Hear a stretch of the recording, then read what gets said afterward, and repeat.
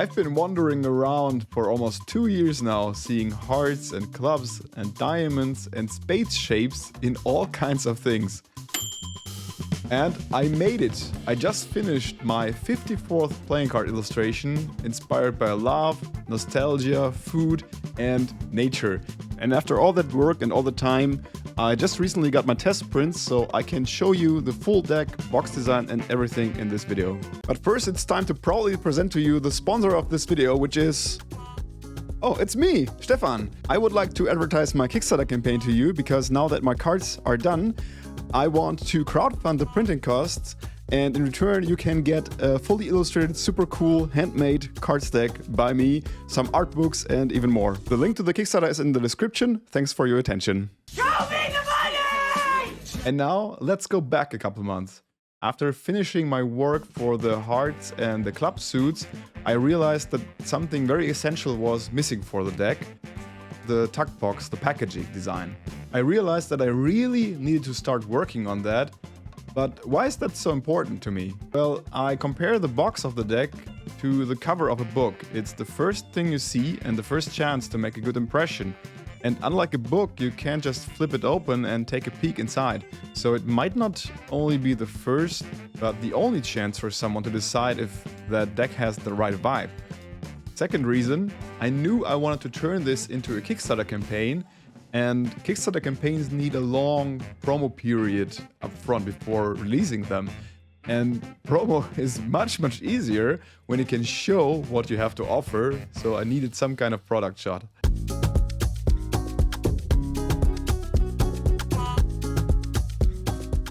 So I put this right at the top of my to-do list and googled for a random box template, just to see the different panels I'd need to fill. Pretty straightforward, front, back, two sides, lid and bottom. I took the template, pasted it to Procreate and started scribbling on top of it. All the cards are based on an isometric grid, and while I think that the box artwork doesn't need to be fully isometric, I wanted to at least create a little nod to that. So basically a nod to myself and my own concept. I built this frame that is based on the isometric line angles and thought it would be a good idea to give the box some structure. You could even reach over the whole box and separate it into 4 parts reflecting the 4 suits and leave enough space in the front middle to place the title and some space for some additional text on the back. I find placing text into an isometric grid pretty hard, but I'll look into that later on. Next I scribbled some roses into the upper part reflecting the hearts and some discs and cables for the clubs into the lower part. These will represent the hearts and the club suits in the box design later on. Once I was happy with the overall basic design, I printed it out in the original size to get an impression of how this looked as a box. I hate paper craft, but this helps a lot imagining how the box might look like later on when it's finished. And yeah, so far so good. I like the frame idea and the way it continues to the other panels. I think will give the box a really cool look in the end. Some added colors, also based on the previous suits I already illustrated, and now there's at least a halfway decent box front. With this prototype I was able to make some first mock-ups. Even with the title missing, this looked better than nothing. Or I just used the mock-up with the title area hidden. Fake it till you make it.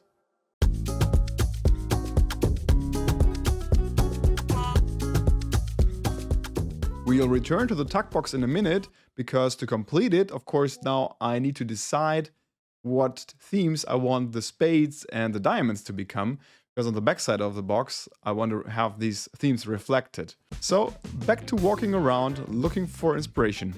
Well, not down there, but maybe here. Food.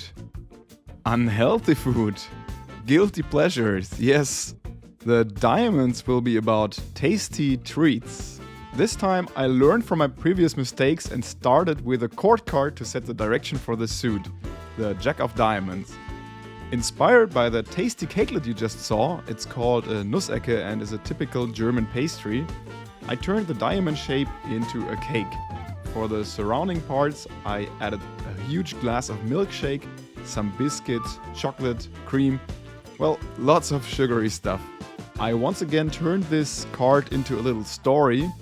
On the flip side, you see that Jack overdid it on the sweets and the milkshake glass is half empty. For the diamond's color palette, I wanted to return back to the warmth of the hearts, but with some added orange browns and with the reds leaning more into brighter pinks to really reflect that sugary sweetness. This is the final version of the Jack of Diamonds and it gave me a nice foundation for building the other diamond cards. From Craft Beer Can 2 of Diamonds to Boba Tea and Mochi 6 to the Cookie 8 to the Pizza Ace. But I think my personal favorite is the Party Queen with the Negroni and Martini glasses. And this is the full Diamond series tasty treats for you. As you see, I'm speeding things up here a little bit. My filmmaking wasn't really able to keep up with my art making. And that's something I'd like to improve on future projects because I always make something and then think, ah damn, I should have had the camera rolling while doing that.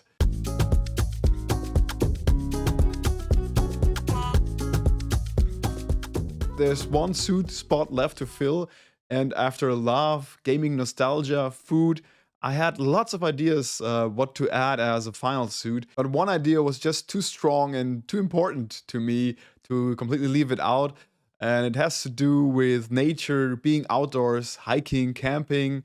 The final suits, the spade suits, will be called Campfire Tales.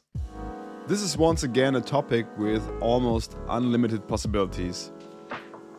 Okay, maybe not that.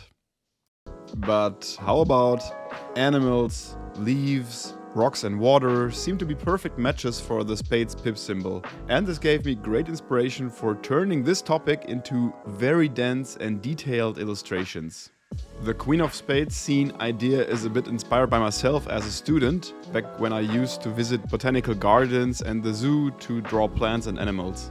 I'm sad that I lost that habit after graduating. I can keep my visual library up to date with pictures and through traveling here and there, of course, but back then going out to draw as often as every couple of days was just a really lovely habit.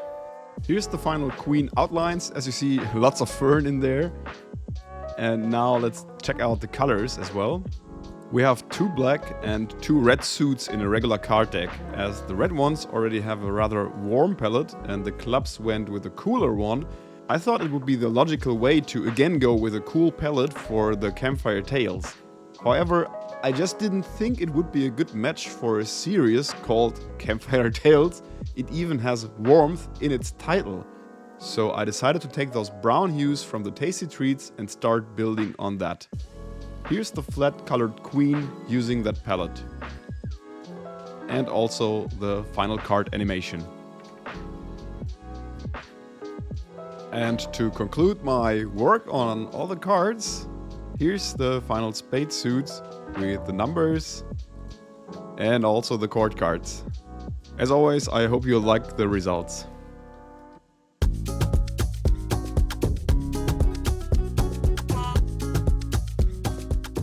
After deciding for the diamonds and spades themes, I was also able to pick up the work again on the packaging design.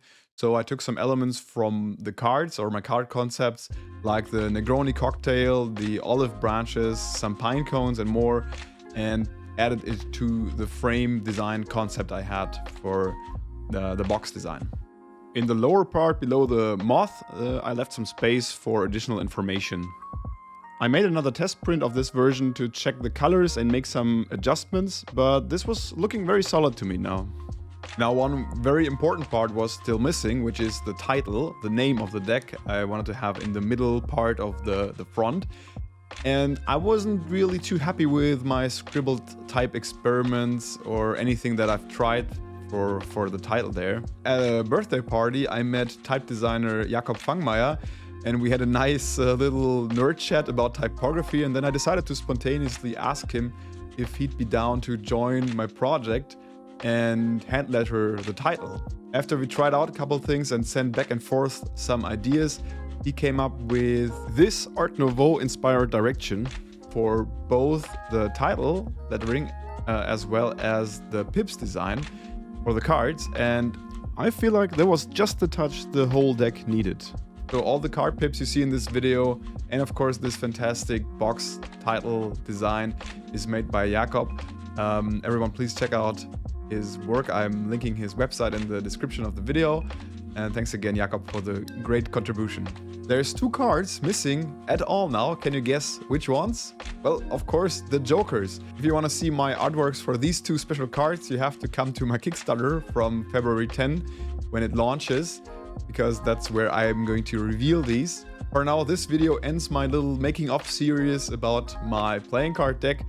And I'm going to create a Suits of Life art book as well, so chances are high that I will share some insights about the bookmaking progress as well soon. But for the deck itself, this was it. This was the 4-part series about making this and giving you a little peek behind the scenes. If anything in particular or anything specific interests you, or if you missed something that you'd like to learn more about, please let me know in the comments. And I'll put that on my to-do list, of course. For now, thanks for watching, guys, and see you on Kickstarter. Cheers. Bye-bye.